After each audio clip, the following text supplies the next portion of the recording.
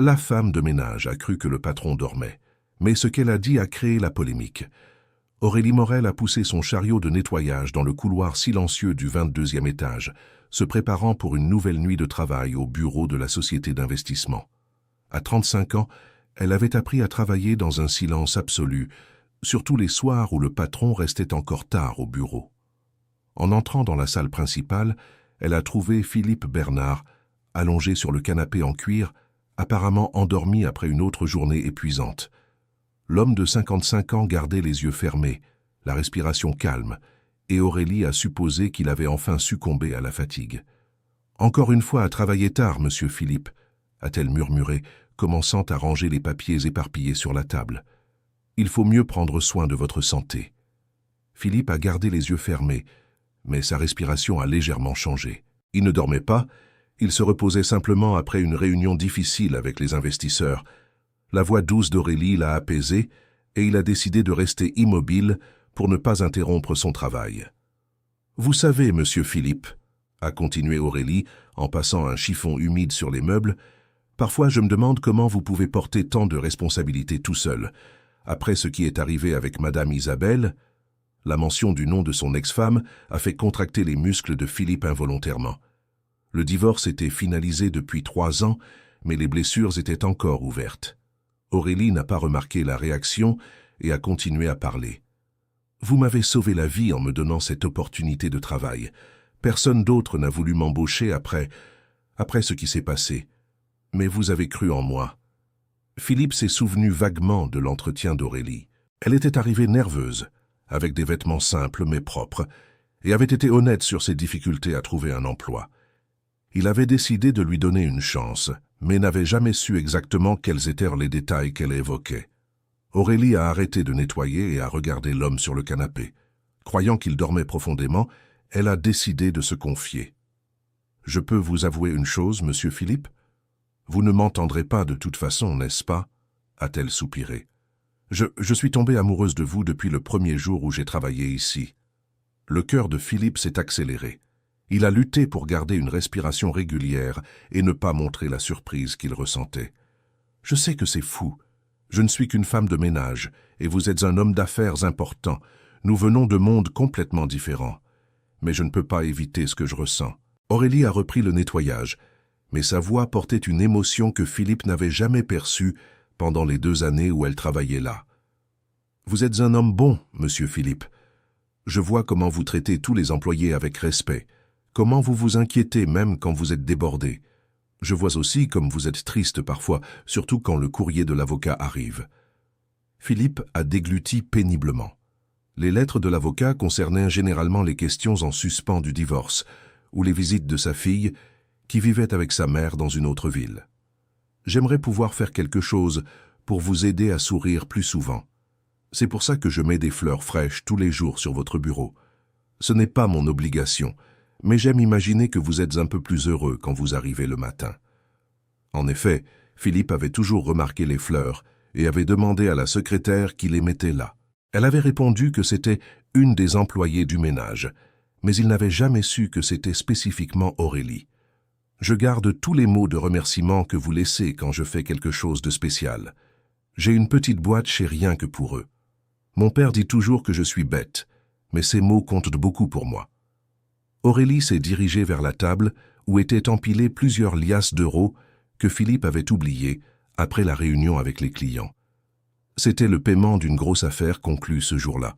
« Il faut que je range tout ça ici », murmura-t-elle en commençant à compter les euros méthodiquement pour vérifier que tout était en ordre, comme elle le faisait avec tous les documents importants au bureau. « Vous êtes tellement distrait parfois. Vous laissez l'argent comme ça, en vrac. N'importe quelle personne malhonnête pourrait le prendre. Mais avec moi, vous pouvez être tranquille. » Philippe observait à travers ses paupières mi-closes. Aurélie comptait l'argent avec soin, séparait les liasses par valeur et les organisait dans l'ordre. Elle n'en garda pas un centime pour elle. « Vous savez, monsieur Philippe, j'ai un aveu plus important à vous faire. Une chose que je n'ai jamais eu le courage de raconter à personne ici, à la société. » La voix d'Aurélie se brisa, et Philippe comprit qu'elle luttait contre les larmes. « J'ai un diplôme en gestion d'entreprise. Je l'ai obtenu il y a 10 ans. J'ai toujours rêvé de travailler dans un endroit comme celui-ci, Mais il s'est passé des choses dans ma vie qui m'ont empêché de trouver un emploi dans mon domaine. Philippe fut surpris. En 2 ans de travail ici, Aurélie n'avait jamais mentionné sa formation. Il avait toujours supposé qu'elle n'était qu'une femme de ménage sans qualification particulière. J'ai fait des erreurs par le passé. Ou plutôt, j'ai endossé la responsabilité d'erreurs commises par d'autres. Et maintenant, je vis avec les conséquences. La voix d'Aurélie tremblait de plus en plus. Mais vous savez ce qui me fait le plus mal. Ce n'est même pas le fait de ne pas pouvoir travailler dans mon domaine. C'est de vous voir souffrir seul et de ne pas pouvoir vraiment vous aider. Vous mériteriez quelqu'un qui prend soin de vous, qui partage vos problèmes. À cet instant, Philippe ne put plus contrôler sa curiosité. Il entr'ouvrit les yeux et vit Aurélie de dos, s'essuyant les larmes avec son tablier tout en continuant à ranger l'argent. Cher auditeur, si vous aimez l'histoire, n'hésitez pas à laisser un like et surtout à vous abonner à la chaîne, ça aide beaucoup ceux qui débutent. Maintenant, je continue. Si j'étais courageuse, s'il n'y avait pas cette différence entre nous, je vous dirais que... Aurélie s'arrêta brusquement en entendant un bruit. Philippe avait légèrement bougé sur le canapé et elle se retourna effrayée. « Monsieur Philippe, vous êtes réveillé ?» Philippe décida qu'il ne pouvait plus faire semblant. Il ouvrit complètement les yeux et s'assit sur le canapé, regardant droit Aurélie, qui tenait quelques liasses d'euros dans les mains. « Aurélie, dit-il d'une voix grave, qu'est-ce que vous faites avec cet argent ?» Le visage d'Aurélie pâlit instantanément. La situation semblait terrible. Elle était seule au bureau, en dehors des heures de travail, tenant l'argent de son patron. « Je rangeais juste, monsieur Philippe. Je range toujours vos papiers et... »« Vous rangez ?» Philippe se leva, encore troublé par les révélations qu'il venait d'entendre. « Vous comptiez mon argent ?»« Non, monsieur, je ne... » Aurélie se mit à trembler. « Je vérifiais juste que tout était en ordre, comme je le fais avec vos documents. Vous laissez toujours tout traîner et... » « Aurélie, vous étiez ici seule, dans le noir, à tripoter mon argent. Comment voulez-vous que je vous croie ?» Les larmes commencèrent à couler sur les joues d'Aurélie. Tout ce qu'elle avait avoué quelques instants plus tôt, en croyant Philippe endormi, devenait maintenant encore plus humiliant. « Je vous en prie, monsieur Philippe, vous me connaissez depuis 2 ans. Je ne ferai jamais une chose pareille. J'essaie juste de prendre soin de vos affaires comme je le fais toujours. Comment puis-je en être sûr ? Vous étiez ici seul, et je me suis réveillé, et je vous ai trouvé avec l'argent dans les mains. » Philippe était confus. Une partie de lui voulait croire Aurélie, surtout après tout ce qu'il avait entendu. Mais la situation semblait louche, et il avait été trahi tant de fois ces dernières années que sa confiance dans les gens était ébranlée. « Je vais devoir appeler la sécurité, » dit Philippe en prenant le téléphone. « Non, je vous en prie. » Aurélie tomba à genoux. « Je ne volais rien. Regardez l'argent, comptez. Tout est là. Je n'ai pas pris un centime. Cela ne prouve rien. Peut-être suis-je arrivé avant que vous n'emportiez quelque chose. » Philippe composa le numéro de la sécurité de l'immeuble. Aurélie resta à genoux, pleurant désespérément. « Allô, Marc? Il faut que vous veniez à mon bureau maintenant. Nous avons une situation ici. »« Ne faites pas cela, je vous en supplie, » implorait Aurélie. « Pensez à toutes ces années à travailler ici. Pensez aux fleurs que je dépose chaque jour. Pensez... » Philippe la regarda avec un mélange de douleur et de méfiance. Les mots qu'elle avait dits sur l'amour et l'admiration résonnaient encore dans son esprit, mais à présent il se demandait s'ils n'étaient pas qu'une manipulation. Comment puis-je croire quelqu'un qui n'a pas été honnête avec moi depuis le premier jour? Vous avez dit avoir une formation supérieure et vous ne l'avez jamais mentionné.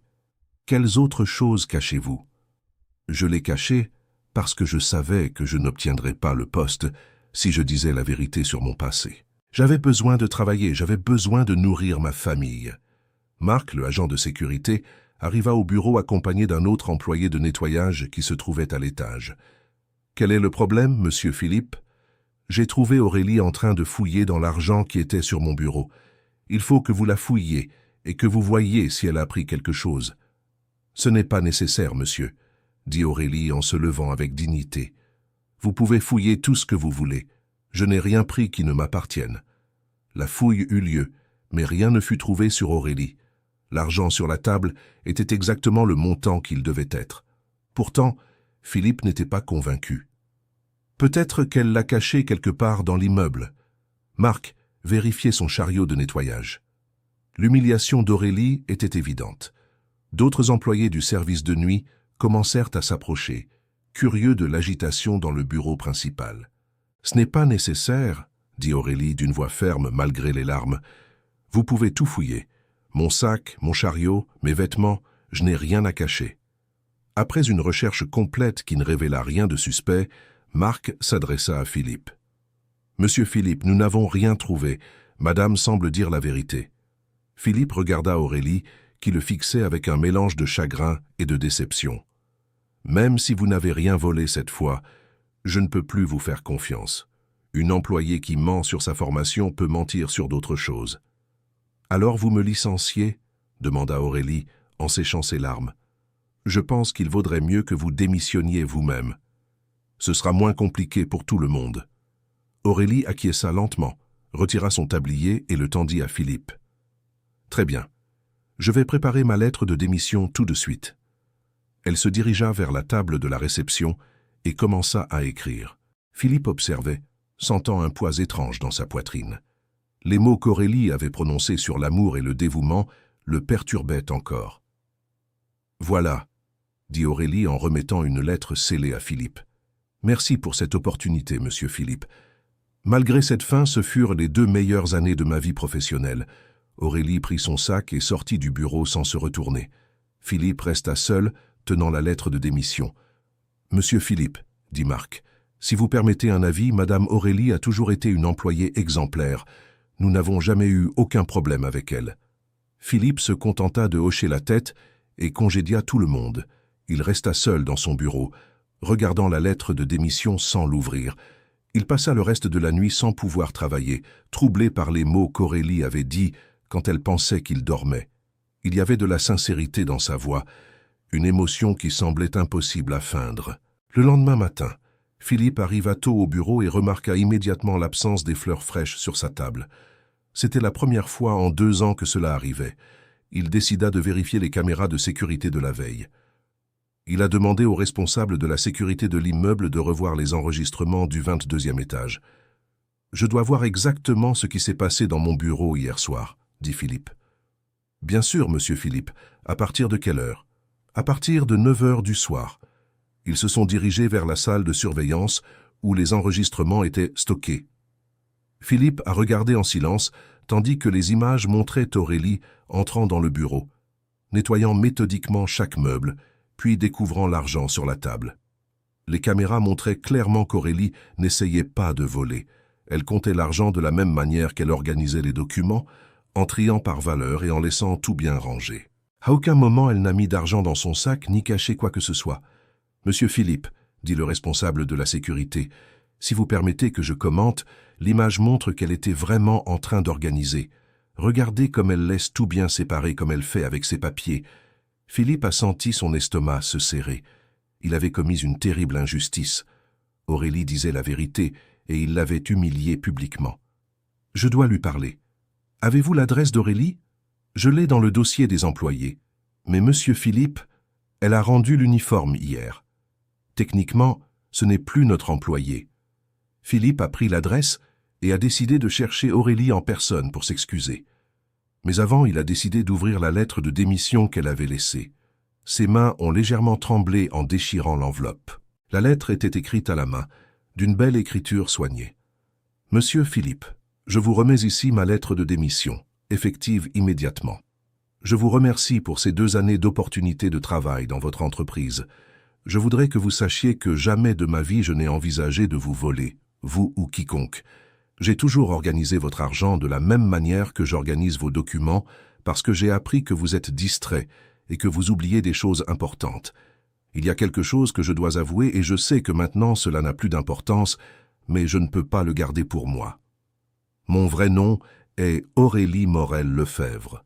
Je suis la fille d'Antoine Lefebvre, qui a été votre associé dans les premières années de l'entreprise. Je n'ai jamais révélé notre lien parce que je voulais prouver ma valeur par mon propre mérite, non par des relations familiales.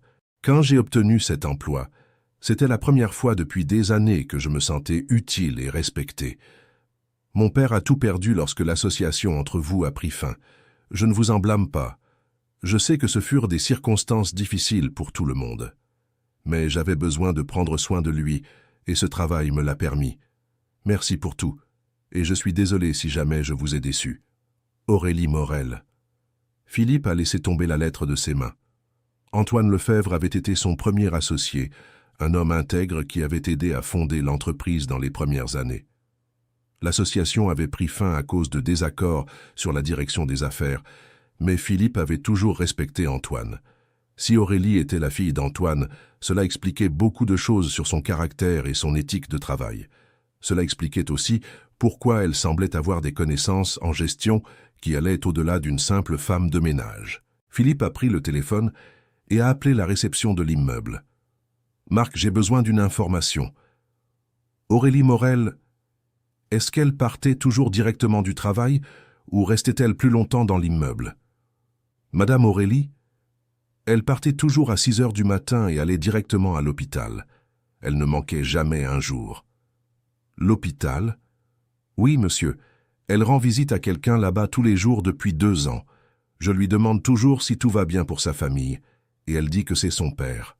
Philippe a ressenti un coup de poignard dans la poitrine.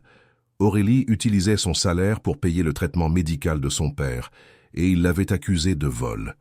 Il a décidé d'aller immédiatement à l'adresse indiquée sur sa fiche. C'était une maison modeste dans un quartier de la banlieue de Saint-Denis. Il a frappé à la porte plusieurs fois, mais personne n'a répondu. Une voisine s'est approchée. « Ça, si vous cherchez Aurélie, elle n'est pas rentrée à la maison hier soir. Elle est partie ce matin à l'hôpital, comme d'habitude. » L'hôpital? Quel hôpital? Saint-Louis, dans le Marais. C'est là où son père est hospitalisé. Philippe remercia et se rendit à l'hôpital. Il trouva Aurélie dans le couloir du 3e étage, dormant sur une chaise inconfortable à côté de la chambre 307. Elle portait les mêmes vêtements que la veille et semblait épuisée. Philippe s'approcha doucement, toujours en tenant la lettre de démission. « Aurélie ?» Elle ouvrit lentement les yeux et mit quelques secondes à le reconnaître. Quand elle le vit, son visage se durcit. « Que faites-vous ici, monsieur ?»« Je suis venu m'excuser. J'ai vu les caméras de sécurité, vous disiez la vérité. » Aurélie se leva et lissa ses vêtements froissés. « Cela n'a plus d'importance, monsieur Philippe. Ce qui est fait est fait. Si, cela compte. J'ai lu votre lettre. Pourquoi ne m'avez-vous pas dit que vous étiez la fille d'Antoine ?» Les yeux d'Aurélie s'emplirent à nouveau de larmes. « Parce que je ne voulais pas que vous m'offriez une opportunité par pitié ou par culpabilité. Je voulais que vous me respectiez pour mon travail. Et je vous respectais. Je vous ai toujours respecté. Vous étiez la meilleure employée que j'ai jamais eue. »« J'étais, » dit Aurélie avec amertume. « Maintenant, tout le monde à la société va savoir que j'ai été suspectée de vol. Même si vous expliquez que c'était une erreur, le doute persistera. » Philippe savait qu'elle avait raison. L'humiliation qu'elle avait subie serait difficile à surmonter. « Comment va votre père ?» Aurélie regarda la porte de la chambre. « Pas très bien. Le médecin a dit qu'il a besoin d'une opération coûteuse, mais nous n'avons pas d'argent. C'est pour ça que je travaillais tant. Chaque euro supplémentaire allait à son traitement. Aurélie, s'il vous plaît, monsieur Philippe, ne vous sentez pas coupable. Je sais que vous aviez des raisons de douter. Je ne vous en veux pas. » À ce moment, une infirmière sortit de la chambre. « Madame Aurélie, votre père demande pourquoi vous n'êtes pas allée travailler aujourd'hui. Il s'inquiète. » Aurélie déglutit avec peine. « Pouvez-vous lui dire que tout va bien, que c'était mon jour de congé ?» L'infirmière acquiesça et retourna dans la chambre. Philippe comprit qu'Aurélie ne voulait pas que son père soit au courant des problèmes au travail. « Il ne sait pas que vous avez perdu votre emploi. Mon père a le cœur fragile. Tout stress peut nuire à son traitement. Je préfère qu'il ignore mes problèmes. » Philippe regarda par la fenêtre de la chambre et vit un homme âgé dans le lit relié à plusieurs appareils. Même malade et affaibli, il reconnut les traits d'Antoine Lefebvre. « Puis-je lui parler ?» Aurélie hésita. « Il ne sait pas que je travaille pour vous. J'ai toujours dit que je travaillais dans une entreprise de nettoyage, mais je n'ai jamais mentionné le nom. Pourquoi ? Parce que je ne veux pas qu'il se sente coupable des problèmes passés. Votre association a pris fin pour des divergences professionnelles légitimes. Ce n'était la faute de personne. » Philippe admira la maturité et la générosité d'Aurélie. Elle protégeait à la fois son ancien patron et son père de sentiments inutiles de culpabilité. « Aurélie, je veux que vous reveniez travailler pour moi. Je ne peux pas. Même si vous expliquez que c'était un malentendu, les gens se méfieront toujours de moi. Alors ne revenez pas comme femme de ménage, revenez comme administratrice. Aurélie le regarda, surprise. Comment ça? Vous avez une formation supérieure, vous connaissez l'entreprise. J'ai besoin de quelqu'un de confiance pour m'aider avec l'administration, quelqu'un qui comprend autant les chiffres que les gens. Monsieur Philippe, c'est très généreux, mais ce n'est pas de la générosité, c'est de la justice. Et c'est aussi dans mon intérêt. Vous connaissez l'entreprise mieux que quiconque. Vous savez comment organiser, comment prendre soin des détails, comment... Philippe s'arrêta, se rappelant les mots qu'Aurélie avait dits la veille à propos des fleurs et des mots de remerciement. Vous avez toujours pris soin de moi sans que je m'en rende compte, n'est-ce pas? Aurélie baissa les yeux gênée. Je voulais juste que vous vous sentiez bien au travail. Les fleurs tous les jours. Les documents toujours parfaitement organisés. Les repas sains qui apparaissaient oubliés par d'autres employés. Vous le saviez? Je le soupçonnais, mais je n'en ai jamais eu la certitude. Pourquoi faisiez-vous cela? Aurélie prit une profonde inspiration. Parce que j'ai vu que vous souffriez après le divorce. Vous travailliez trop, vous mangiez mal, vous aviez l'air toujours fatigué. Je voulais aider, mais je ne savais pas comment. Philippe ressentit une émotion étrange l'envahir. Ces dernières années, après la séparation traumatisante, il s'était convaincu que personne ne se souciait vraiment de lui. Découvrir que quelqu'un l'observait avec affection et essayait de prendre soin de lui, même en secret, remua profondément ses sentiments. « Aurélie, je dois vous poser une question, et je veux que vous soyez honnête. Hier soir, quand vous pensiez que je dormais, vous avez dit certaines choses. Le visage d'Aurélie devint rouge. Vous avez entendu? J'ai entendu. Et je veux savoir si c'était vrai ou si vous étiez juste en train de vous épancher. » Aurélie regarda autour d'elle dans le couloir de l'hôpital, comme si elle cherchait une issue. Puis elle soupira. C'était vrai. Chaque mot. Même en connaissant les différences entre nous, les différences n'ont d'importance que si on les laisse en avoir. Vous êtes un homme bon, Philippe. Un homme intègre, travailleur, qui traite bien les gens. C'est bien plus important que l'argent ou le statut social. Philippe fut touché par la simplicité et la sincérité de la réponse. Et ce que vous avez dit sur le fait de m'aimer depuis le premier jour, Aurélie prit une profonde inspiration, rassemblant son courage. Le premier jour, vous m'avez trouvé en pleurs dans les toilettes parce que j'étais désespéré de trouver du travail. Au lieu de me réprimander, vous m'avez offert un mouchoir et vous avez dit que tout le monde mérite une seconde chance. C'est à ce moment-là que je suis tombée amoureuse. Une seconde chance, vous faisiez référence aux problèmes de votre passé? Oui, des problèmes qui m'empêchent encore aujourd'hui de trouver un emploi dans mon domaine. Quel genre de problème? Aurélie hésita un long moment. Mon ex-mari a volé de l'argent dans l'entreprise où je travaillais. Quand on l'a découvert, il m'a convaincu d'assumer la faute pour que notre fils ne grandisse pas avec un père en prison. J'ai été naïve et j'ai accepté. Philippe ressentit une vague d'indignation. Vous avez été arrêté? Je n'ai pas été arrêté parce que j'ai remboursé l'argent en vendant tout ce que nous avions. Mais j'ai eu un casier judiciaire et j'ai perdu la garde de mon fils au profit de mon ex-mari qui a prétendu que j'étais une criminelle. Et votre ex-mari? Il est resté libre et a disparu avec mon fils. Je ne sais pas où ils sont depuis 5 ans. Philippe commença à comprendre la profondeur de la souffrance d'Aurélie. Elle avait tout sacrifié pour protéger un enfant et avait fini par perdre son propre fils. C'est pour cela que vous vous contentiez de travailler comme femme de ménage? C'était le seul emploi que je pouvais obtenir avec mon casier. Et au moins, cela me permettait de prendre soin de mon père. À cet instant, une doctoresse s'approcha. « Madame Aurélie, je dois vous parler de votre père. » Ils s'écartèrent pour discuter en privé. Philippe observa Aurélie écouter attentivement les explications médicales, poser des questions techniques et prendre des notes.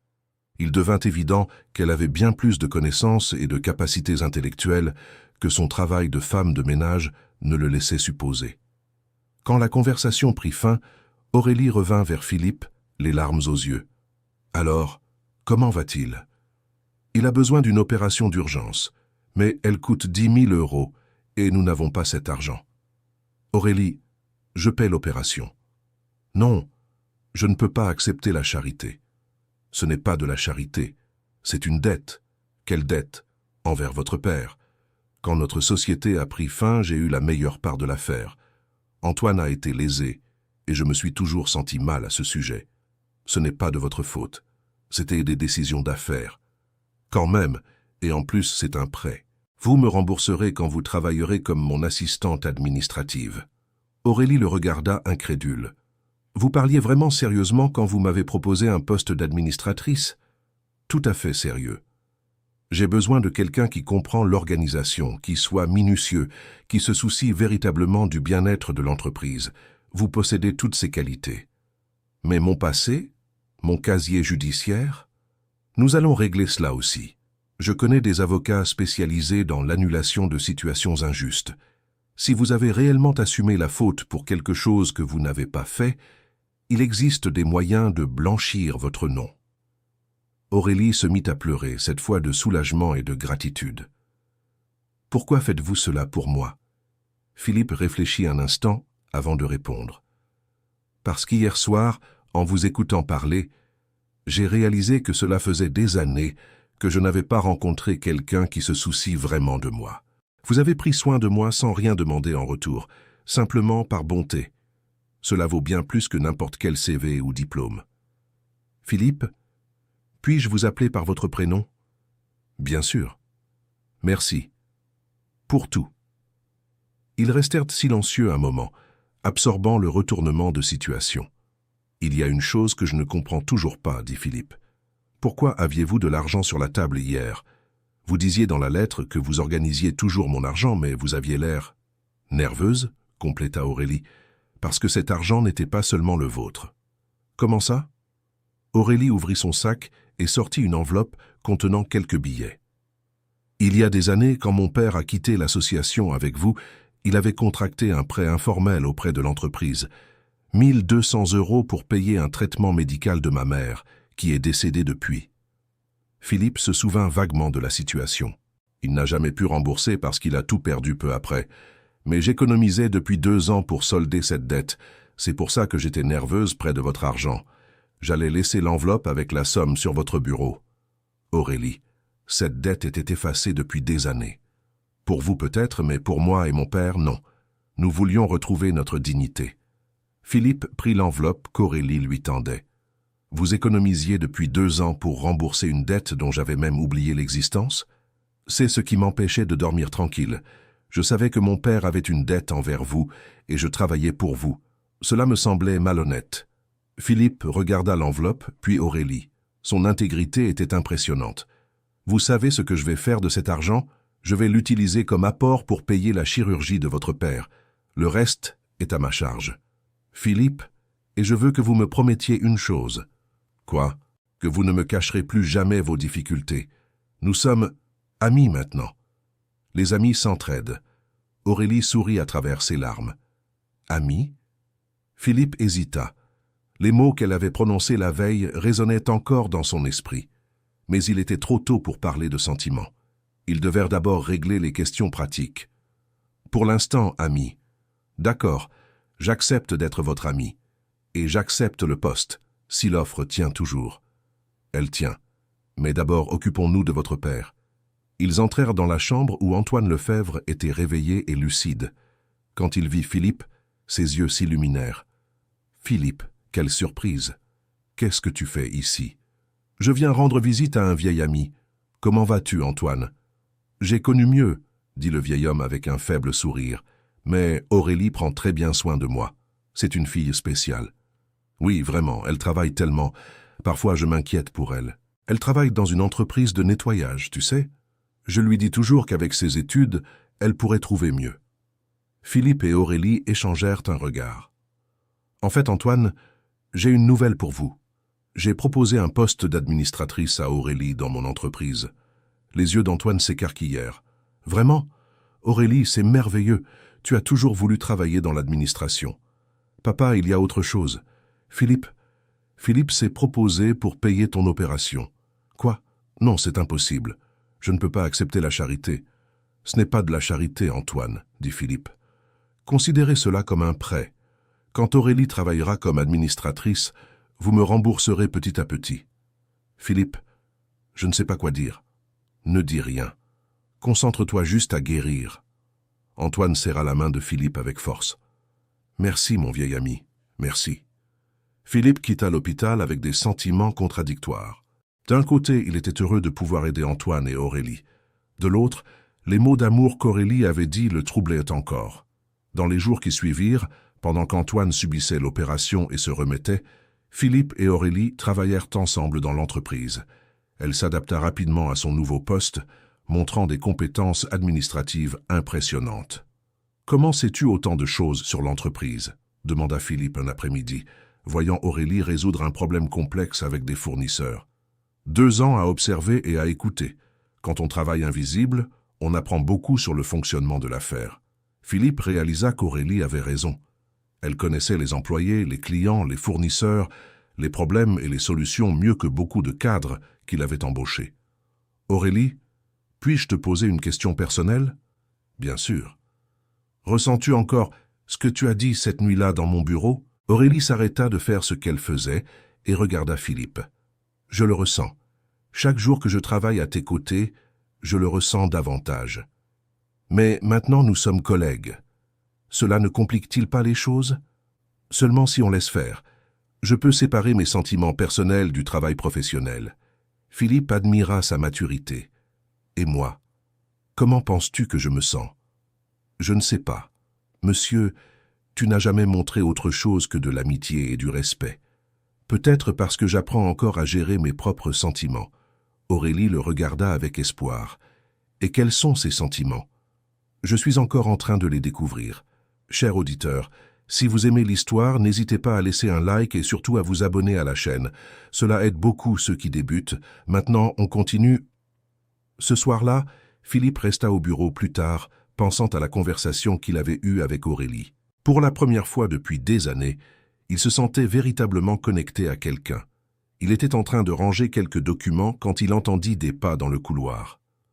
Aurélie entra dans le bureau avec une gamelle. « J'ai oublié de déjeuner et j'ai décidé de dîner ici avant d'aller à l'hôpital, » expliqua-t-elle. « Comment va ton père? »« Beaucoup mieux. Les médecins disent que la guérison se passe bien. »« Tant mieux. » Aurélie ouvrit la gamelle et l'arôme de la cuisine maison se répandit dans le bureau.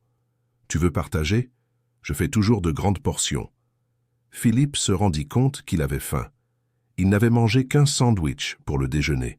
« Si ça ne te dérange pas ?» Aurélie sourit et divisa la nourriture dans 2 assiettes qu'elle avait apportées de la cuisine de l'entreprise. « Tu cuisines très bien, » dit Philippe, après la première bouchée. « J'ai appris par nécessité. Quand on vit avec peu d'argent, il faut être créatif en cuisine. » Ils mangèrent en silence confortable pendant quelques minutes. « Aurélie, je peux te dire quelque chose? » « Bien sûr. Avant que tu commences à travailler ici, je traversais une période très difficile. Le divorce a été traumatisant, j'ai perdu la garde de ma fille, et je me sentais complètement seul. J'imagine comme cela a dû être douloureux. Ça l'était. Je rentrais chez moi chaque soir dans un appartement vide et silencieux. Parfois, je passais des jours sans avoir une conversation significative avec personne. Et maintenant, pour la première fois depuis des années, je sens que quelqu'un se soucie vraiment de moi. Aurélie posa sa fourchette et regarda Philippe. Je me suis toujours soucié, depuis le premier jour. Je sais, et c'est ce qui m'a fait réaliser que peut-être moi aussi. Philippe s'arrêta, incertain de la suite. Que toi aussi, quoi. Que peut-être moi aussi j'ai des sentiments pour toi qui vont au-delà de l'amitié. Le cœur d'Aurélie s'accéléra. Même en sachant tout mon passé, mes erreurs. Ce n'étaient pas des erreurs.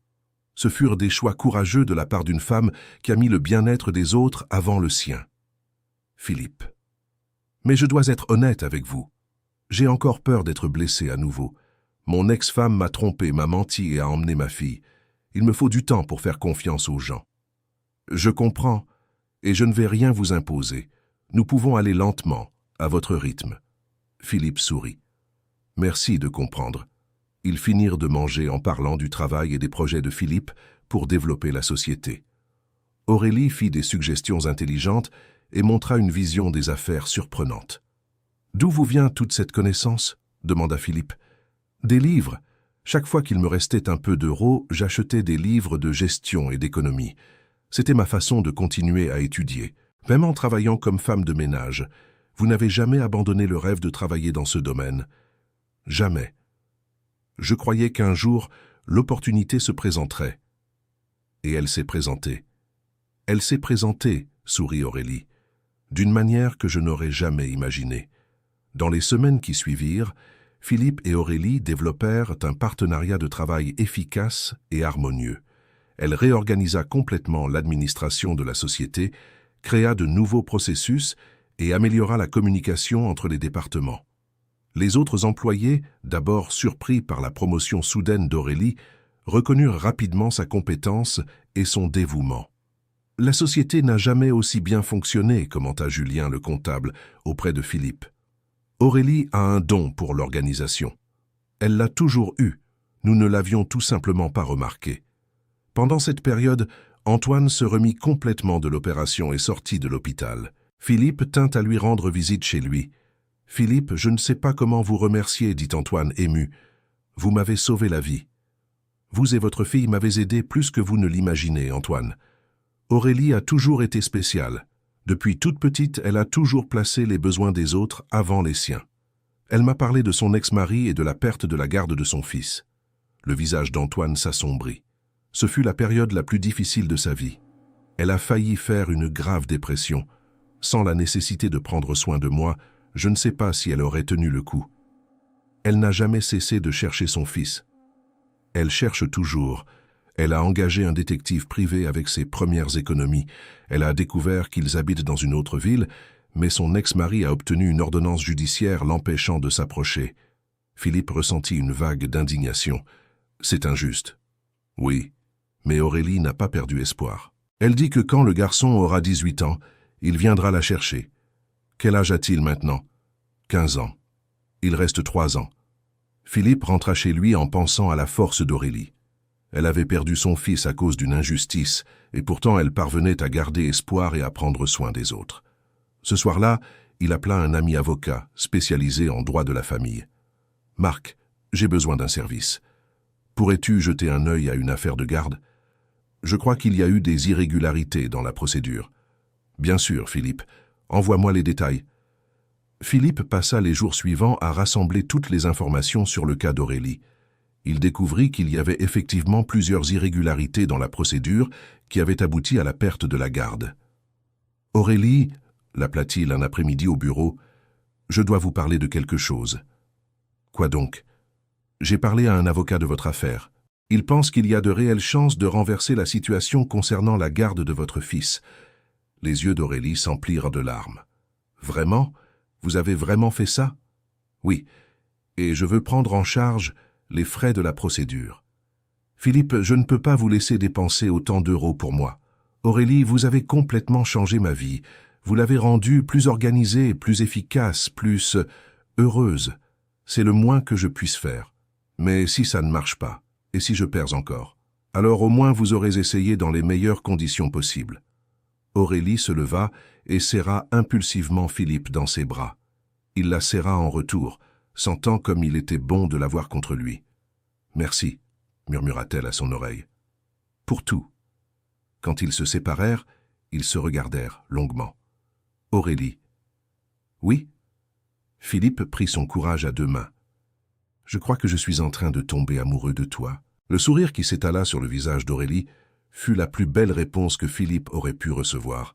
« J'ai toujours été amoureuse de toi. » Ils s'embrassèrent doucement, scellant un sentiment qui avait grandi au milieu des difficultés et des dépassements de soi. « Mais allons-y doucement, » dit Philippe quand ils se séparèrent. « Je veux faire les choses correctement cette fois-ci. Nous irons avec toute la douceur du monde. » Dans les mois qui suivirent, la relation entre Philippe et Aurélie évolua naturellement. Ils travaillaient ensemble le jour et passèrent les soirées à mieux se connaître, à parler de leurs rêves, de leurs peurs et de leurs espoirs. Le processus de récupération de la garde du fils d'Aurélie avançait lentement, mais l'avocat se montrait optimiste. « Les documents que votre ex-mari a présentés à l'époque présentent plusieurs incohérences, » expliqua l'avocat, « et le fait que vous ayez nettoyé votre casier judiciaire facilite grandement notre défense. » Philippe avait engagé un autre avocat pour régler la question du casier judiciaire d'Aurélie. Grâce au témoignage du vrai coupable, qui avait été retrouvé et acceptait de confesser la vérité en échange d'une réduction de peine dans une autre affaire, la situation fut résolue. Aurélie Morel-Lefebvre, dit le juge lors de l'audience, est officiellement libérée de tous les antécédents judiciaires liés à l'affaire de 2019. Votre nom est blanchi. Aurélie pleura de soulagement en entendant le verdict. Philippe lui tint la main pendant toute la procédure. « Maintenant, tu peux travailler n'importe où, » dit Philippe lorsqu'ils sortirent du tribunal. « Je ne veux pas travailler n'importe où. Je veux travailler avec toi. »« Pour toujours ? Si tu veux de moi. » Philippe s'arrêta sur le trottoir et l'embrassa. « Je te veux pour toujours. » 3 mois plus tard, lors de la fête de fin d'année de l'entreprise, Philippe fit une annonce à tous les employés. « J'aimerais vous présenter notre nouvelle associée, Aurélie Morel-Lefebvre, qui achètera 20% des parts de la société et sera responsable de l'ensemble du secteur administratif. » Les applaudissements furent chaleureux. Aurélie avait gagné le respect de tous les employés par sa compétence et son dévouement. « J'aimerais dire quelques mots, » déclara Aurélie au micro. « Il y a 1 an, je n'étais qu'une femme de ménage dans cet immeuble. Aujourd'hui, je suis associée de l'entreprise. Cela n'a été possible que parce que j'ai trouvé des personnes qui ont cru en moi et m'ont donné des opportunités. » Elle regarda Philippe. « Mais surtout, cela a été possible parce que j'ai appris qu'il ne faut jamais abandonner ses rêves, même quand tout semble perdu. » Après la fête, Philippe et Aurélie restèrent seuls dans le bureau où tout avait commencé. « Tu te souviens de cette nuit où tu pensais que je dormais ?» demanda Philippe. « Comment pourrais-je l'oublier? Ce fut l'une des pires nuits de ma vie, et aussi l'une des meilleures. » « Pourquoi l'une des meilleures? Parce que c'est là que tout a changé, quand tu as découvert qui j'étais vraiment. » Philippe l'attira contre lui. « J'ai découvert bien plus que cela. J'ai découvert l'amour de ma vie. »« Philippe, Aurélie Morel-Lefebvre, veux-tu m'épouser ?» Aurélie porta les mains à son visage sous le choc. « Qu'as-tu dit ?» Philippe s'agenouilla et sortit un petit écrin de sa poche. « Veux-tu m'épouser ?»« Oui !» cria Aurélie. « Oui, oui, oui. » Philippe lui passa la bague au doigt et ils s'embrassèrent passionnément. « Il y a encore une surprise, » dit Philippe quand ils se séparèrent. « Encore ?»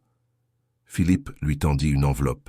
« Ouvre-la. » Aurélie ouvrit l'enveloppe et trouva des documents officiels. « Philippe, c'est le jugement définitif du dossier de garde. Tu as gagné. » Aurélie se mit à pleurer sans retenue. « Mon fils. Je vais récupérer mon fils. Tu vas récupérer ton fils. Et je vais t'aider à être la meilleure maman du monde pour lui. Il va t'accepter.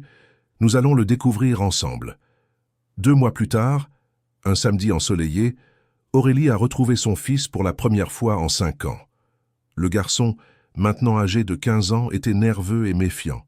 « Salut, Lucas, » dit Aurélie, essayant de retenir ses larmes. « Salut. Maman. » Ils ont parlé pendant des heures dans un parc, Philippe observant de loin. Peu à peu, Lucas s'est ouvert et a raconté les années passées loin de sa mère. « Papa disait toujours que tu ne voulais pas de moi, » confessa le garçon. « Ce n'a jamais été vrai.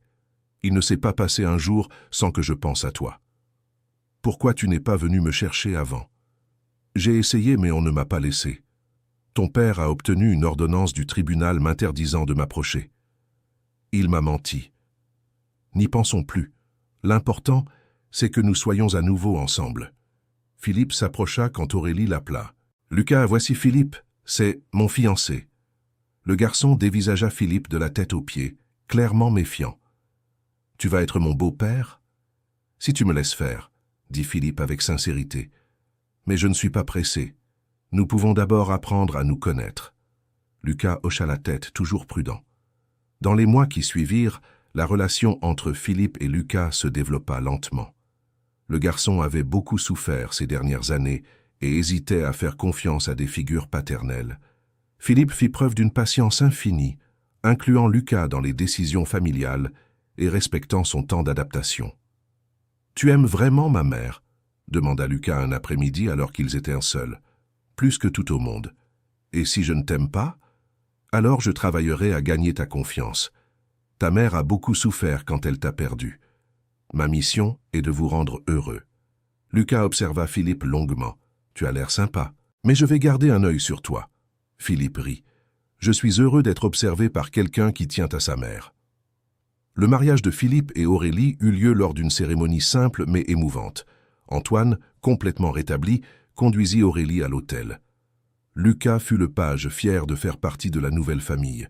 « Vous avez sauvé ma fille », dit Antoine à Philippe pendant la fête. « En réalité, c'est elle qui m'a sauvé. Elle m'a appris à aimer de nouveau. » Un an plus tard, Philippe surprit Aurélie avec une proposition spéciale. « Je veux que tu coordonnes un nouveau projet de la société », dit-il pendant le dîner. « Quel projet ? Un programme de réinsertion professionnelle pour des personnes ayant traversé des difficultés similaires aux tiennes, des personnes qui ont besoin d'une seconde chance. » Aurélie fut émue. « Sérieux ? Tu ferais ça ? » « C'est déjà décidé. Nous allons aider d'autres personnes à reprendre leur vie professionnelle. » Le projet fut un immense succès. En 2 ans, des centaines de personnes trouvèrent un emploi et reconstruisirent leur vie grâce au programme coordonné par Aurélie. Lucas, maintenant âgé de 18 ans, décida d'étudier la gestion pour travailler dans l'entreprise familiale. « Je veux suivre l'exemple de ma mère, » dit-il à Philippe. « Elle m'a appris qu'il est toujours possible de recommencer. » Un soir pluvieux, 5 ans après cette première rencontre au bureau, Philippe et Aurélie retournèrent là où tout avait commencé. « Tu te souviens quand tu pensais que je dormais ?» demanda Philippe. « Comment oublier ? J'ai dit des choses que je n'aurais jamais cru que tu entendrais. Et j'ai fait semblant de dormir, parce que j'avais peur d'affronter mes propres sentiments. Heureusement que tu as fait semblant, » rit Aurélie. « Si tu m'avais interrompu, peut-être que je n'aurais jamais eu le courage de dire tout ça. » Philippe la prit dans ses bras. « Savais-tu que tu laisses encore des fleurs sur mon bureau tous les jours? Et toi, tu écris encore des petits mots de remerciement. Je continue de tous les garder. Et j'écrirai toujours. » Ils restèrent enlacés en silence, observant la pluie par la fenêtre du bureau. « Philippe ? Oui ? Merci d'avoir écouté mes paroles cette nuit-là. Merci de les avoir dites. » Aurélie sourit et se blottit mieux dans les bras de son mari. « Tu m'as sauvé la vie. » »« Non, mon amour, c'est toi qui as sauvé la mienne. » Dehors, la pluie continuait de tomber, mais à l'intérieur du bureau, il n'y avait que de la chaleur, de l'amour et la certitude que parfois les plus belles choses de la vie arrivent quand on s'y attend le moins. Dans le couloir, un mot collé sur la porte du bureau disait « À la meilleure gestionnaire du monde. Merci de prendre soin de moi chaque jour. Merci de m'aimer. Philippe. » Aurélie avait trouvé le mot plus tôt et l'avait rangé avec tous les autres dans la petite boîte spéciale qu'elle gardait à la maison. Certaines traditions sont trop bonnes pour être brisées. Lucas entra dans le bureau portant des documents de la fac. « Maman, papa, je viens vous montrer mon projet de fin d'études. »« Quel est le sujet ?» demanda Philippe. « Seconde chance. Comment les entreprises peuvent transformer des vies grâce aux opportunités de travail. J'ai utilisé notre histoire comme exemple. » Aurélie et Philippe se regardèrent, émus. « Nous sommes très fiers de toi, » dit Aurélie en serrant son fils dans ses bras. « Et moi de vous. Vous m'avez appris que l'amour véritable peut surmonter tous les obstacles. » Tandis que la famille s'embrassait, la pluie dehors commença à diminuer, laissant le ciel plus clair. À la fin de cette nuit, quand ils furent déjà chez eux, Philippe trouva Aurélie en train de ranger les anciens mots dans la petite boîte spéciale. « Pourquoi les gardes-tu tous ?» demanda-t-il curieux. « Parce que chacun représente un moment où tu t'es soucié de moi. Même avant que nous sachions que nous nous aimions, tu montrais déjà de l'affection à travers ces petits mots. Et toi, tu montrais de l'affection à travers les fleurs et la nourriture. Je crois que nous nous sommes toujours aimés. Nous ne le savions pas encore. » Philippe prit un papier et écrivit un autre mot. « À la femme qui a changé ma vie en parlant toute seule par une nuit pluvieuse. Merci pour chaque mot, chaque geste, chaque instant d'amour. Pour toujours tiens, Philippe. » Aurélie lut le mot et sourit. « Celui-ci va directement dans la petite boîte spéciale. »« Avec tous les autres ?»« Avec tous les autres. Et avec tous ceux qui viendront encore. » Philippe l'embrassa doucement. « Il en viendra beaucoup d'autres. »« Tu promets ?»« Je promets. Un pour chaque jour du reste de nos vies. » Et ainsi, dans cette maison simple mais pleine d'amour, une famille qui s'était formée à travers des rencontres manquées et des retrouvailles se préparait à dormir, sachant que l'amour véritable peut grandir dans les endroits les plus inattendus et s'épanouir même dans les circonstances les plus difficiles. L'histoire qui avait commencé par des paroles dites dans l'obscurité s'était transformée en une vie illuminée par la compréhension, le pardon et la certitude que parfois, les meilleures confessions sont celles que l'on fait quand on croit que personne n'écoute. Mais quelqu'un écoute toujours. Et parfois, cette personne est exactement celle qui devait nous entendre. Cher auditeur, si vous appréciez l'histoire, profitez-en pour laisser un like et surtout vous abonner à la chaîne, cela aide beaucoup ceux qui débutent. Je continue maintenant. 6 mois après le mariage, l'entreprise avait considérablement grandi sous la direction conjointe de Philippe et Aurélie. Le programme de réinsertion professionnelle était devenu un exemple national, attirant l'attention d'autres entrepreneurs intéressés par la mise en place d'initiatives similaires. Aurélie, une proposition intéressante est arrivée aujourd'hui, dit Philippe pendant le déjeuner au bureau. Une chaîne de télévision veut faire un reportage sur notre programme. Sérieux? Mais tu crois qu'on devrait exposer notre histoire personnelle? Pas notre histoire personnelle, seulement le travail social que nous faisons. Aurélie réfléchit un instant. Si cela peut aider d'autres personnes à obtenir des opportunités, je pense que ça vaut le coup. Le reportage fut diffusé 1 mois plus tard et eut un retentissement bien au-delà de ce qu'ils attendaient. Des centaines d'entrepreneurs ont pris contact, intéressés par la création de programmes similaires, et des milliers de personnes qui avaient perdu tout espoir de trouver un emploi se sont senties inspirées. « Maman, » dit Lucas un soir pendant le dîner, « tu es devenue une sorte de symbole d'espoir pour beaucoup de gens. » Cela m'effraie un peu, avoua Aurélie. Je ne veux pas que les gens pensent que notre histoire est un conte de fées. Il y a eu beaucoup de souffrances avant d'en arriver là. Mais c'est précisément pour cela qu'elle inspire, dit Philippe. Tu montres qu'il est possible de surmonter n'importe quoi. La même semaine, une femme se présenta à l'entreprise pour demander à parler à Aurélie. C'était Sylvie, 42 ans, qui avait perdu son emploi après avoir été injustement accusée de négligence médicale. J'ai vu le reportage à la télévision et je suis venue parce que je ne sais plus quoi faire, dit Sylvie en pleurant. Personne ne m'embauche. Mon CV est bon, j'ai de l'expérience, mais quand il vérifie les antécédents... Aurélie l'écouta patiemment, se souvenant de ses propres moments de désespoir. Sylvie, avez-vous des enfants?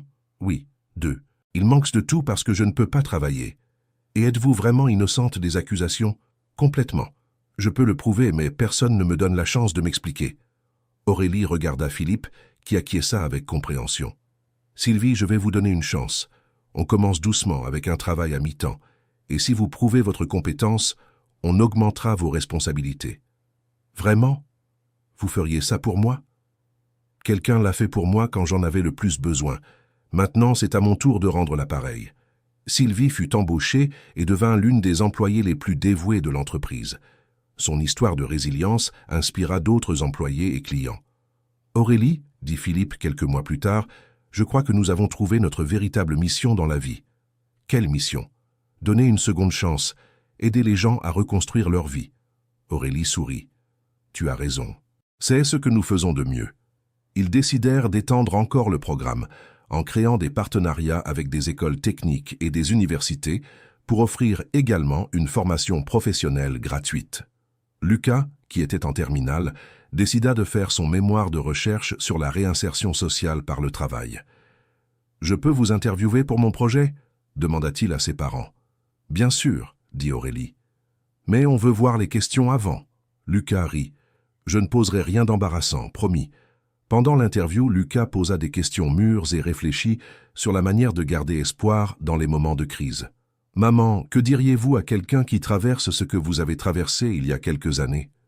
Aurélie réfléchit soigneusement avant de répondre. « Je lui dirai que la souffrance passe, mais que les leçons que nous en tirons restent, et qu'il ne faut jamais renoncer à croire que notre vie peut changer pour le mieux. Et comment saviez-vous que papa Philippe était une bonne personne? Je ne le savais pas, mais il m'a donné une chance quand personne d'autre ne le faisait. Et les petits gestes en disent long sur le caractère d'une personne. » Philippe, qui était interviewé séparément, répondit à des questions similaires. « Monsieur, qu'est-ce qui vous a fait tomber amoureux de ma mère ?» Sa sincérité. Elle a parlé du cœur, sans filtre, sans essayer d'impressionner. C'était la première fois depuis des années que quelqu'un était complètement honnête avec moi. « Et ça n'a pas été étrange de découvrir qu'elle avait tout entendu? Philippe rit. Si, mais c'était bien aussi. Cela montrait qu'elle me connaissait vraiment, pas seulement l'image que je projetais. Les interviews de Lucas se transformèrent en un documentaire scolaire qui remporta la première place à la foire scientifique de l'école. « Je suis fier de toi », dit Aurélie en serrant son fils dans ses bras après la remise des prix. « Et moi de vous deux. Vous m'avez appris que l'amour peut guérir toutes les blessures. » À la même période, Antoine, qui était devenu consultant informel de la société, apporta une nouvelle qui laissa Philippe pensif. « Philippe, j'ai croisé Isabelle hier au centre commercial. Elle a demandé de tes nouvelles. Isabelle était l'ex-femme de Philippe. Ils ne se parlaient plus depuis plus d'1 an. Et qu'as-tu dit? Que tu étais très heureux, marié et épanoui professionnellement. Comment a-t-elle réagi? Elle avait l'air surprise. Elle a dit qu'elle n'imaginait pas que tu te remaries un jour. Philippe raconta la conversation à Aurélie ce soir-là. « Tu es inquiet pour quelque chose ?» demanda-t-elle. « Pas exactement inquiet, mais ça m'a donné une drôle d'envie de lui parler, de refermer définitivement ce chapitre. »« Tu veux que je vienne avec toi ?»« Non. C'est quelque chose que je dois faire seul. Mais merci de le proposer. » Philippe retrouva Isabelle dans un café du centre-ville. Elle était différente, plus mince, avec une expression fatiguée qu'il ne se souvenait pas avoir vue auparavant. « Isabelle, comment vas-tu ?»« Bien, ou j'essaie de l'être. Et toi? J'ai su que tu t'es remariée. »« C'est vrai. Je suis très heureux. Je suis contente pour toi, vraiment. » Ils parlèrent pendant 1 heure de choses banales, travail, famille, projets. Mais à la fin, Isabelle posa la question que Philippe attendait. « Philippe, m'as-tu pardonné pour ce que j'ai fait ?» Philippe réfléchit soigneusement avant de répondre. « J'ai pardonné, il y a longtemps. »« Comment? Je t'ai trompé, menti, j'ai emmené notre fille. » Isabelle, garder de la rancune ne faisait que me faire plus de mal. J'ai dû pardonner pour pouvoir avancer. Et ta nouvelle femme, est-ce qu'elle sait tout? Elle sait, et elle m'a aidé à comprendre que le passé ne définit pas l'avenir. Elle doit être une personne spéciale. Oui, c'est la personne la plus généreuse et la plus intègre que j'ai jamais rencontrée. Isabelle sourit avec tristesse. Tu as l'air sincèrement heureux, plus heureux que tu ne l'étais avec moi. Je suis en paix, Isabelle, et je souhaite que tu trouves toi aussi ta paix. Quand il rentra à la maison, Philippe raconta toute la conversation à Aurélie. « Comment t'es-tu sentie en la revoyant ?» demanda Aurélie. « Du soulagement. J'ai réalisé que je n'éprouve plus rien pour elle, ni amour, ni colère, ni rancune, juste de l'indifférence. C'est bien. C'est libérateur. Ça signifie que je suis complètement ouvert pour t'aimer sans réserve. » Aurélie l'embrassa doucement. « J'ai toujours su que tu m'aimais complètement, mais c'est bon de t'entendre le dire. Je t'aime chaque jour un peu plus, Aurélie. Tu m'as appris que le véritable amour n'est pas seulement la passion. C'est la complicité, la solidarité, vouloir le bien de l'autre même quand cela implique un sacrifice personnel. Tu m'as aussi appris beaucoup de choses sur l'amour. Comme quoi? Que l'amour peut naître de l'amitié, qu'il n'a pas besoin d'être dramatique pour être profond, et que les petits gestes quotidiens valent plus que les grandes déclarations. Ils continuèrent à discuter jusqu'à tard dans la nuit des chemins que leurs vies avaient pris. « Aurélie, je peux t'avouer quelque chose que je ne t'ai jamais dit ?»« Bien sûr. Cette nuit où tu as parlé en croyant que je dormais, je ne faisais pas semblant de dormir exprès. J'étais vraiment presque endormi. Mais tes premiers mots m'ont complètement réveillé. »« Quels mots ? » ?»« Quand tu as dit que j'avais sauvé ta vie. Personne ne m'avait jamais dit cela avant. Ça m'a fait me sentir important d'une manière différente. Mais c'était vrai. Tu m'as donné de la dignité quand personne d'autre ne m'aurait donné une chance. Et tu m'as donné de l'espoir quand je pensais être seul au monde. » Lucas apparut dans le salon en portant un livre. « Désolé de vous interrompre, mais j'ai besoin de votre aide pour un devoir de philosophie. »« Quel est le sujet ?» demanda Philippe. « Comment les adversités peuvent se transformer en opportunités? Je dois donner des exemples concrets. » Aurélie et Philippe rirent. « Je crois que tu as les meilleurs exemples juste devant toi, » dit Aurélie. « C'est exactement pour ça que je suis venu vous demander. Vous êtes mon exemple principal. » Ils passèrent les 2 heures suivantes à aider Lucas à structurer son travail, en racontant des détails de leurs histoires qu'ils ne connaissaient pas encore. « Une question philosophique sérieuse, » dit Lucas lorsqu'il terminait. « Vous pensez que tout ce qui s'est passé était le destin, Ou une coïncidence? Philippe et Aurélie échangèrent des regards. Je pense que c'était une combinaison des deux, répondit Philippe. Le destin nous a placés au même endroit, mais nos choix ont déterminé ce qui s'est passé ensuite. Je suis d'accord, dit Aurélie. J'ai choisi d'exprimer mes sentiments ce soir-là. Philippe a choisi de m'écouter et de me donner une seconde chance. Tu as choisi de pardonner et de nous accepter comme famille. Et je choisis chaque jour de continuer à vous aimer, compléta Lucas. Nous aussi, mon fils, dit Philippe en embrassant le garçon qui était devenu véritablement son fils. Quelques mois plus tard, lors d'une réunion du conseil d'administration de l'entreprise, Philippe fit une annonce qui surprit tout le monde. J'aimerais proposer la création d'une fondation liée à l'entreprise dédiée exclusivement au programme de réinsertion sociale. Quel serait l'objectif? Demanda Julien, le comptable. Officialiser et étendre le travail que nous faisons déjà. La fondation aurait ses propres ressources et pourrait aider beaucoup plus de personnes.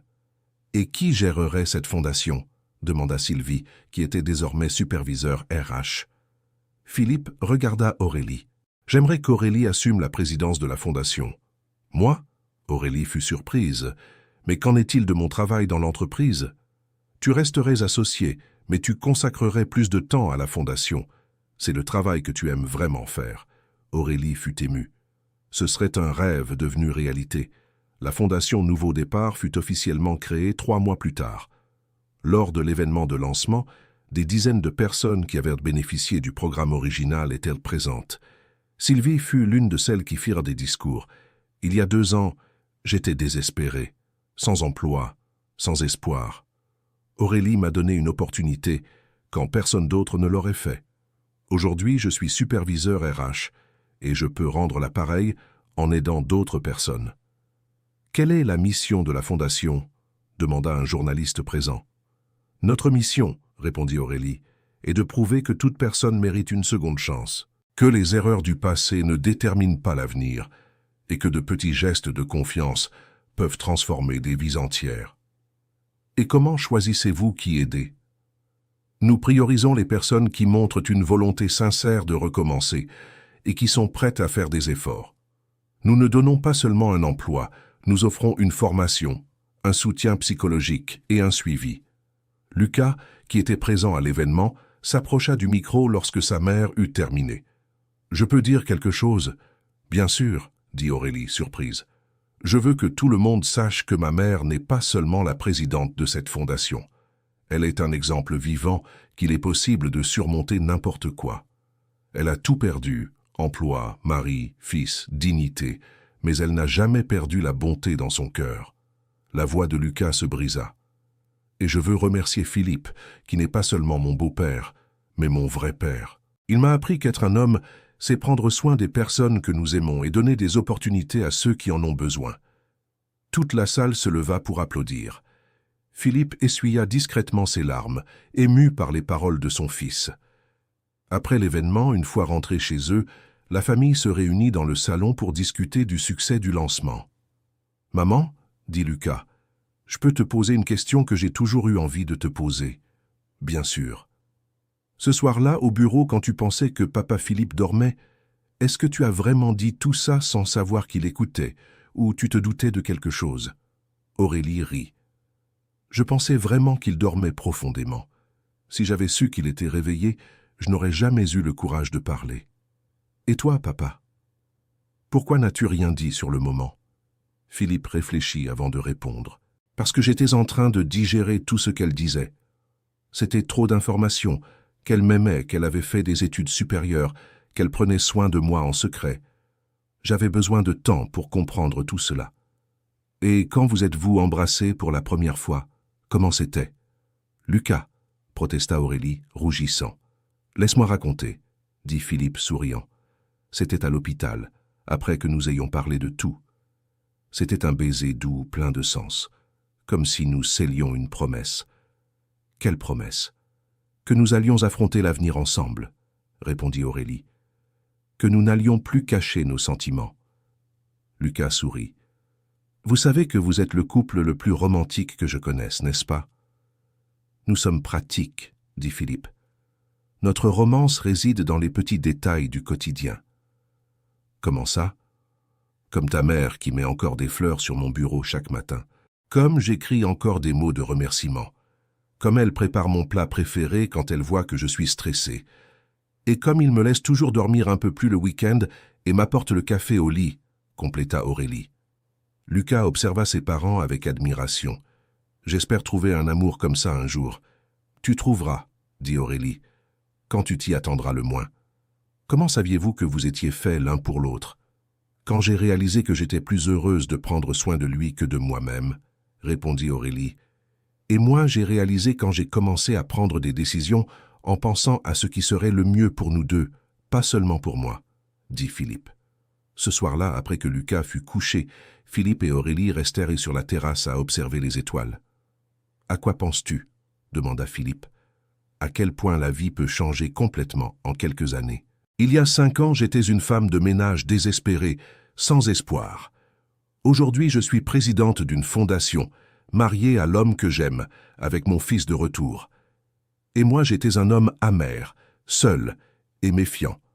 Aujourd'hui, j'ai une famille qui m'aime vraiment. Philippe, oui? Merci d'avoir fait semblant de dormir cette nuit-là. Philippe rit. Merci d'avoir parlé toute seule cette nuit-là. Tu crois que notre histoire va inspirer d'autres personnes?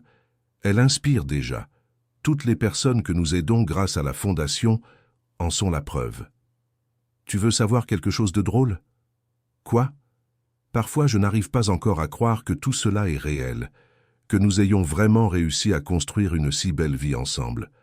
C'est réel, mon amour, et ça va devenir encore meilleur. Comment ça peut devenir meilleur? Philippe sourit mystérieusement. Tu vas découvrir. Le lendemain, Philippe arriva au bureau avec une proposition spéciale. Aurélie, et si on faisait un voyage? Quel genre de voyage? Une vraie lune de miel, nous n'en avons jamais fait. Mais le travail et la fondation? Sylvie et Julien peuvent s'occuper de tout pendant 2 semaines. Lucas est en vacances scolaires et peut venir avec nous. Où? Dans une ferme à la campagne, un endroit tranquille où nous pouvons nous reposer et être ensemble en famille. Aurélie sourit. Je trouve que c'est une merveilleuse idée. Le voyage fut tout ce dont ils avaient besoin. 2 semaines loin de l'agitation de la ville, profitant de la simplicité de la vie à la campagne et du plaisir d'être ensemble sans obligation professionnelle. Papa, dit Lucas un après-midi alors qu'il pêchait dans un lac, je peux faire une confession? Bien sûr. Quand j'ai appris que maman allait se remarier, j'étais en colère. Je pensais qu'elle essayait de me remplacer. Et maintenant? Maintenant, je comprends que tu n'es pas venu pour remplacer quelqu'un. Tu es venu pour compléter notre famille. Philippe fut ému. Merci de m'accepter, Lucas. Être ton père est l'une des meilleures choses qui me soit arrivée dans la vie. Et merci de rendre ma mère heureuse. Elle méritait d'être vraiment aimée. Quand ils revinrent du voyage, ils trouvèrent une surprise qui les attendait. La Fondation avait reçu une proposition de partenariat avec une université pour créer un cours de formation en gestion spécifiquement destiné aux personnes en réinsertion sociale. Ce serait comme un MBA populaire, expliqua la présidente de l'université durant la réunion. Les cours seraient gratuits et axés sur des cas pratiques. « Et qui donnerait les cours ?» demanda Aurélie. « Nous souhaitions que vous coordonniez le projet. Votre parcours personnel et professionnel vous qualifie parfaitement. » Aurélie regarda Philippe qui hocha la tête en signe d'encouragement. « J'accepte, mais à une condition. »« Laquelle ? Je veux que certains de nos bénéficiaires les plus expérimentés participent également comme assistants de coordination. Ils savent mieux que personne quelles sont les difficultés réelles. » Excellente idée. Le cours fut lancé 6 mois plus tard et connut une demande bien supérieure à ce qu'ils avaient prévu.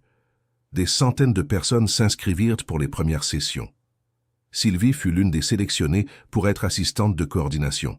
« Aurélie, vous rendez-vous compte de l'impact que vous avez sur la vie des gens ?» lui demanda-t-elle. « Nous l'avons.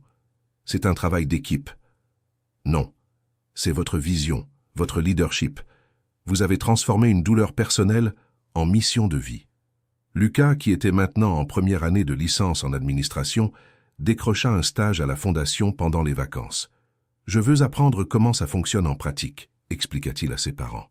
« Un jour, je veux reprendre la Fondation. »« T'es sûr ?» demanda Philippe. « C'est une grande responsabilité. »« Oui, Vous m'avez appris que notre devoir est de rendre le bien que nous avons reçu.